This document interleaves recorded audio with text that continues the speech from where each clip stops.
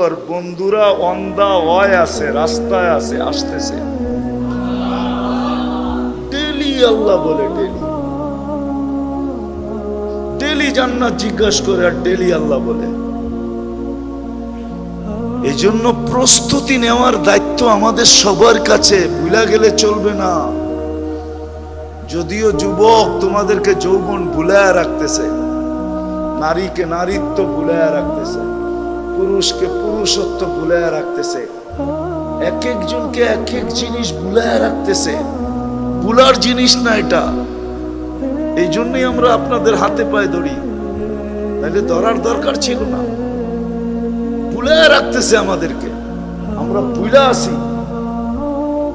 মন আমাদেরকে ভুলায়া রাখে, শয়তান আমাদেরকে ভুলায়া রাখে, কাজ কাম আমাদেরকে ভুলায়া রাখে, খেতি বাড়ি আমাদেরকে ভুলায়া রাখে, মেল ফ্যাক্টরি আমাদেরকে ভুলায়া রাখে। প্রত্যেক জিনিস কিন্তু আমাদেরকে ভুলায়া রাখতেছে। কসম খোদার ভুলা গেলে চলবে না যে আমাকে আমার প্রস্তুতি নিয়ে যেতে হবে। উম্মতে মুহাম্মদী কিন্তু আমরা। যে যত বড় তার ভুলের লজ্জাও তত বড়, ঠিক না? কি কি বুঝাইতে পারি না মানায়, যে যত বড় তার ভুলের লজ্জাও কি তত বড় না? আমরা উম্মতে মুহাম্মদী বহুত বড়, আমাদের ভুলও অনেক বড়। আমরা যদি কালকে লজ্জিত হই, লজ্জাটাও অনেক বড় হবে। আর শুধু লজ্জাটা আমার পর্যন্ত থাকবে না, আমাদের নবীজি পর্যন্ত লজ্জিত হবে। নবীজি পর্যন্ত লজ্জিত হবে, নবীজি পর্যন্ত লজ্জিত হবে। আল্লাহ এত সুযোগ তোমাদেরকে দিল, তারপরও তোমরা কাতারে, দুযোগের কাতারে দাঁড়ায় আসো।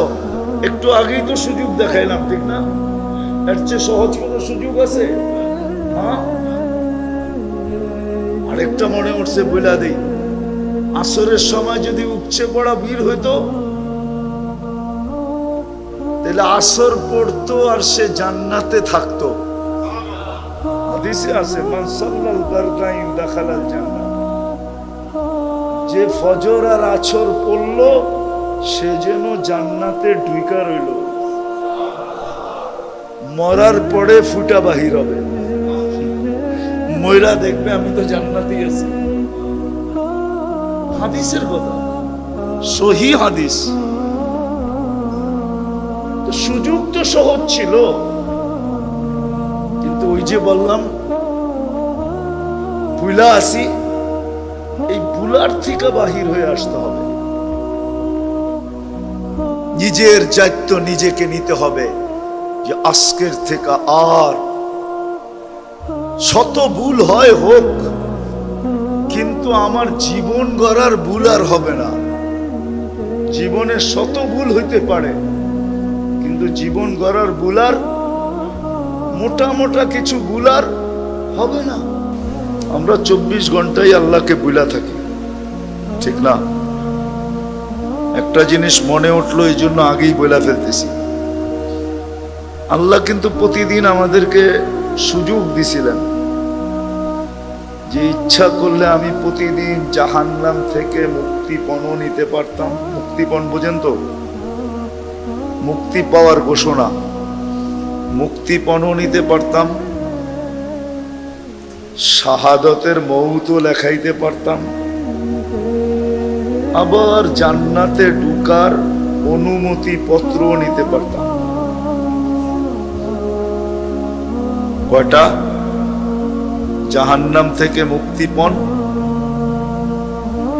জান্নাতে ঢুকার অনুমতি পত্র, শাহাদাতের মৌত। শাহাদাতের পদ্ধতিটা অনেক, জিনিসগুলা অনেক কঠিন, সাধারণ জিনিস না। জাহান্নাম থেকে মুক্তিপণ সাধারণ, জান্নাতে প্রবেশপত্র সাধারণ, শাহাদাতের মৌত কি সাধারণ? তিনটাই অসাধারণ, কিন্তু নেওয়াটা সহজ। আমি দেখাইতেছি। যদি মাগরিবে উপচে পড়া বীর হইতো, আর সবাই যদি মাগরিবের নামাজের পরে 7 বার পড়তো আল্লাহুম্মা আজিরনি মিনান নার। কি? আল্লাহুম্মা আজিরনি মিনান নার কয়বার? তো ফজর পর্যন্ত মৃত্যু হইলে, যদি ফজরের আগে মৃত্যু হইতো তাহলে মউতটা শাহাদাতের হতো, জাহান্নাম থেকে মুক্ত হতো, জান্নাতে ঢুকার প্রবেশ অধিকার হতো। সহজ না কঠিন? আবার যদি ফজরে উপচে পড়া বীর হইতো, ফজর পড়া যদি 7 বার পড়তো, কি আল্লাহুম্মা আজিরনি মিনান, কঠিন? কোনো কঠিন না।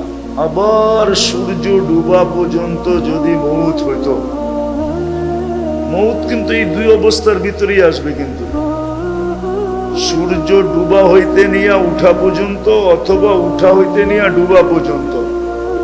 কেননা মানুষ হয়তো রাত্রে মরে না হয়, এর মধ্যখানে কোনো জায়গা আছে নাকি? রাইতো না দিনও না, ঠিক না?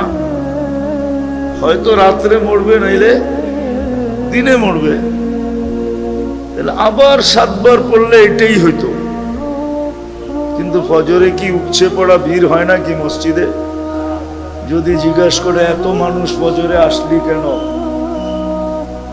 তো বলতো তুমি কি শোনো নাই যে ফজরের নামাজ পড়া 7 বার পড়লে 3টা জিনিস আমি পাবো, জাহান্নাম থেকে মুক্তিপণ, জান্নাতে প্রবেশ অধিকার, মারা গেলে শাহাদাতের মউত। এটা এই জন্য বললাম, বুঝানোর জন্য বললাম যে আল্লাহ মানুষকে অস্তিত্ব দেন নিশ্চয়, অসহায়, কিন্তু নিজে সাজায়া দেন। আবার কি নিজে আবার কি করেন? সাজায়া দিছে না? আপনাকে আমাকে সাজায় নাই? না হাসপাতালে যায় সাজায় আনছে, না ক্যানাডা নিয়ে যায় সাজায় আনছে, না আমেরিকা নিয়ে যায় সাজায় আনছে। এই বাঙ্গা ঘরে আইসা কে সাজাইছে? কারো তো বাঙ্গা ঘরও আছে এই এলাকায়, ঠিক না? না নাই? বাঙ্গা ঘরে আইসা কে সাজাইছে? আবার অট্টালিকায় কে সাজাইছে? আল্লাহই সাজাইছে। বরং একটা মজার ব্যাপার, কিন্তু বাঙ্গা ঘরে যেগুলারে সাজাইছে, অগ শরীরের ভিতরে যতটুকু কি বলে এনার্জি আছে, যেগুলারে অট্টালিকা সাজাইছে, অগটার ভিতরে এতটি এনার্জি নাই। যেটি বাঙ্গা করে সাজছে, ওটি 2.5 মহিনা বস্তা উঠায় ফেলা একাই, ঠিক না? আর যিনি অট্টালিকায় সাজাইছে, ও 10 কেজি উঠাইতে পারে না, ঠিক না? ড্রাইভাররে ডাকে, নাইলে চাকররে ডাকে। আর যেটি বাঙ্গা করে সাজছে এই এলাকায়, ওরা তো ড্রাইভার আর ড্রাইভার আর চাকর আর ফাকর, ঠিক না? আমার বস্তা আমি উঠে রয়ে যাবো। মনে হয় যুবকরা বোঝে নাই, ফিডার খায় তো করতে বুঝবো। কি এনার্জি তুঙ্গ ভিতরে বেশি না অগ ভিতরে বেশি? আরে বল না। না, মনে হয় ওরা বোঝে নাই আমার কথা। না মিয়া, বুঝে নাই। বুঝলে তো হাহু কইতো, আক করে চেয়ে রয়েছে, মনে হয় ফিডার খায় আর কি। কাগো এনার্জি বেশি, তুঙ্গ এনার্জি বেশি না? অথচ সাজাইছে কিন্তু বাঙ্গা ঘরে, নিম্ন এলাকায়। কিন্তু যেটা অট্টালিকায় সাজছে, ওটা ফার্মের মুরগির মতো, লড়ে তো লড়ে না, চড়ে তো চড়ে না। আল্লাহ সাজায়া দিছে, সাজায়া দিয়া রক্ষণাবেক্ষণও করতেছে, 24 ঘন্টা রক্ষণাবেক্ষণ করতেছে। যদিও আমি একবারও আল্লাহকে স্মরণ করি না। যদি একটু আগে না দেখাইলাম, 2 বেলা যদি 7-7-14 বার আমি স্মরণ করতাম নামাজ পড়ার পরে, তাহলে আমি বলতে পারতাম আজ দিন যদি মরি তাহলে শাহাদাতের মউত হবে, লেখা রাখো।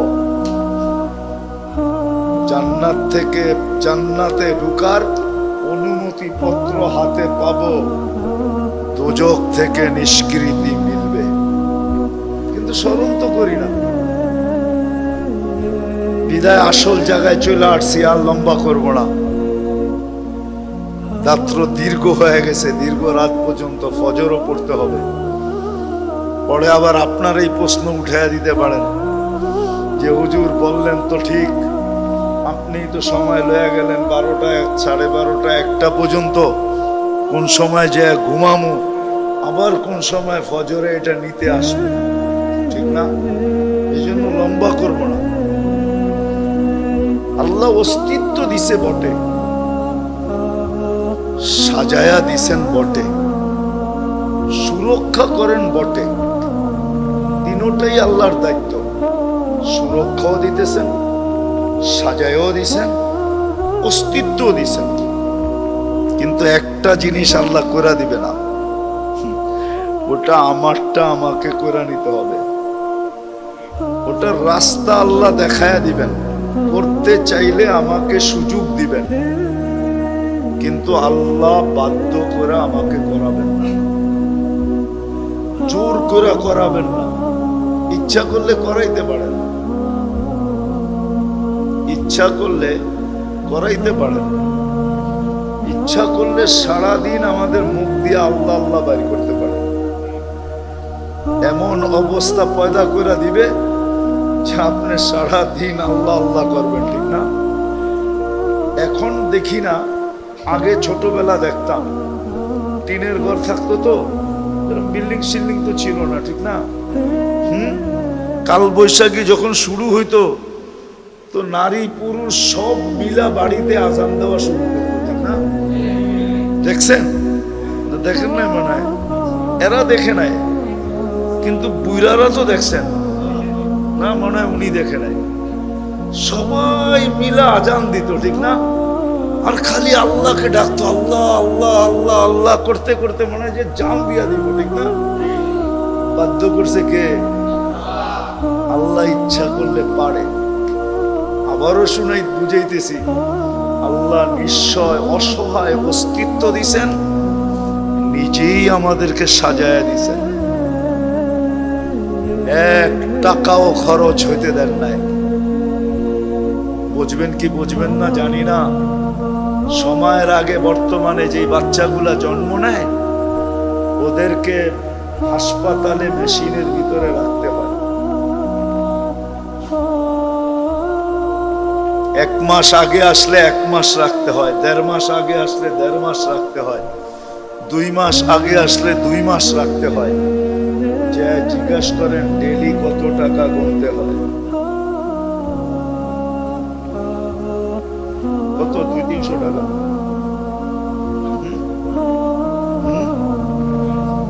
কেউ জানো কয় টাকা গুনতে হয়? ডেলি কত টাকা গুনতে হয়? 2-4-5 হাজার টাকা ডেলি গুনতে হয়। 5,000 টাকা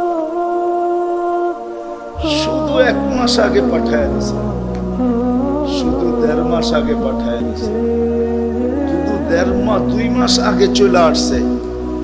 এখন ডাক্তার বলে এই 2 মাস মেশিনের ভিতরে রাখতে হবে। আল্লাহ পাঠায়ও দিছেন সময় মতো, আবার অসহায় দিলে কি হবে, নিজে বিনা খরচে সাজায় দিছেন। আমার কথা যুবকরা, তোমরা নেটে সার্চ দিয়ে দেখো, যেই বাচ্চা মার পেটের থেকে আইসা কাঁদে না, ওকে যদি স্কয়ারে নিয়ে কাঁদাইতে হয় তাহলে কয় টাকা দিতে হয়? নেটে পাবা, নেটে। একটা সাধারণ ধারণা তোমাকে নেট দিবে, গুগল দিবে, যে কয় লাখ টাকা লাগে শুধু কাদাইতে, কি সাজাইতে না, খালি কি করতে, কি কান্না কি বালা? কানলে তো বিরক্ত হয় মেশে, ঠিক না? কিন্তু না, কাঁদে না, এখানে সন্দেহ আছে। এই কাদা ভালো। বাচ্চা যে মার পেটের থেকে এসে একটু পর পর ওয়া ওয়া করে, এটা দরকারি ওয়া ওয়া, এটা দরকারি, এই দরকারি কান্না। এটা যদি না কাঁদে, বর্তমানে হাসপাতালে নিয়ে কাঁদাইতে হলে 4 থেকে 5টা পেটি লাগবে। পেটি বুঝেন কি? কি 5 পেটি অর্থ কি? ওই বুঝছে, এটা ব্যবসায়ী সংকেত। 5টা পেটি লাগবে, 4 থেকে 5টা পেটি। শুধু খালি কাদায়া দিবে একটু কুতকুতি দিয়া। বুঝাইতে পারলাম তো? আল্লাহ অস্তিত্ব দিচ্ছেন আমাদেরকে অসহায়, তারপরে কুদরত দিয়া সাজাইছেন নারীকে নারীত্ব পর্যন্ত, পুরুষকে পুরুষত্ব পর্যন্ত, যুবককে যৌবন পর্যন্ত, তারপরে মৃত্যু লগ্ন পর্যন্ত সুরক্ষিত করবেন। কিন্তু একটা কাজ আমাদের নিজের করতে হবে, ওটা আল্লাহ করবেন না, না, না, না, না, ওটা আল্লাহ করবেন না। করলে করতে পারেন, কিন্তু আল্লাহ এটা করবেন না। ওটা হলো নিজের জীবনটা আখেরাতের জন্য গড়া। আল্লাহ আমার উপরে আপনার উপরে অর্পিত করে দিছেন। ওরা যুবককে বলছেন যৌবনটা তুমি করো, নারীকে বলছে নারীত্বটা করো, পুরুষকে বলছে পুরুষত্বটা করো। যাকে জীবন দিছেন তাকে বলছে জীবনটা করো, এরকম করো, এরকম করো, এরকম করো। এটা দায়িত্ব আমাদেরকে দিয়ে দিছেন, এটা আল্লাহ গোড়া দিবে না। কিন্তু আমি অনেক দূর পর্যন্ত বুঝাই আপনাদেরকে এখানে নিয়ে আসছি, তারপরও যদি বুঝে না আসে তাহলে করার কিছু নাই। আখেরাতের মৃত্যুর পরের জন্য নিজের জীবনটাকে নিজে গড়তে হবে। ওইখানে যে যাবে সে আর কোনোদিন ফিরে আসবে না।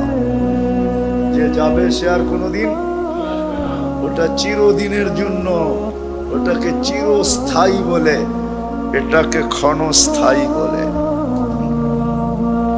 এটা ক্ষণস্থায়ী।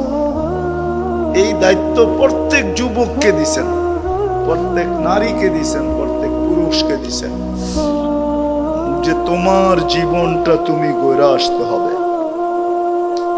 যেন তুমি জান্নাতের উপযোগী হও, যেন জাহান্নামের থেকে মুক্ত হও,